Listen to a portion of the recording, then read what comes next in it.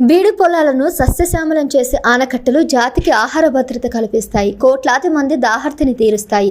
దేశ సమగ్రాభివృద్ధిలో కీలక పాత్ర పోషించే డ్యాముల పట్ల ఆలక్ష్యం వహిస్తే మిగిలేవి తీవ్ర అనర్థాలే. తాజాగా తుంగభద్ర ఆనకట్ట గేటు కొట్టుకుపోయిన ఉదాంతమే దీనికి నిదర్శనం. కర్ణాటకతో పాటు ఉభయ తెలుగు రాష్ట్రాలకు వరప్రదాయిని అయిన ఈ డ్యామ్ క్రస్ట్ గేట్లను పటిష్టం చేసే పనులను గడిచిన 70 ఏళ్లలో మొదటిసారి మొన్న ఏప్రిల్లో చేపట్టారు.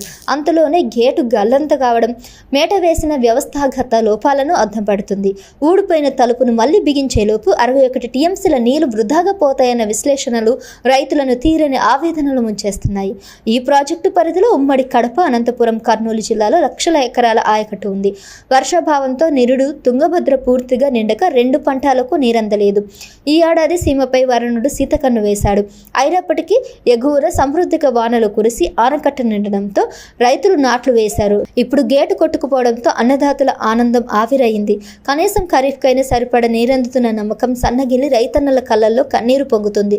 తుంగభద్ర అనే ముందు దేశీయంగా అనేక ఆనకట్టల నిర్వహణ లోపాలతో కునరిల్లుతున్నాయి. దేశవ్యాప్తంగా దాదాపు 6000 డ్యాములు ఉన్నాయి. వాటిలో 234 శతాబ్దం కిందటివి.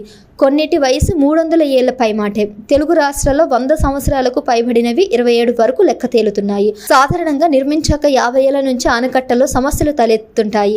వాటికి సర్కారు నిర్లక్ష్యం తోడైతే పెను విధ్వంసం తప్పదు. స్వాతంత్ర్యానంతరం ఇండియాలో దాదాపు 40 డ్యాములు కూలిపోయి భారీగా ప్రాణ ఆస్తి నష్టాలు సంభవించాయి.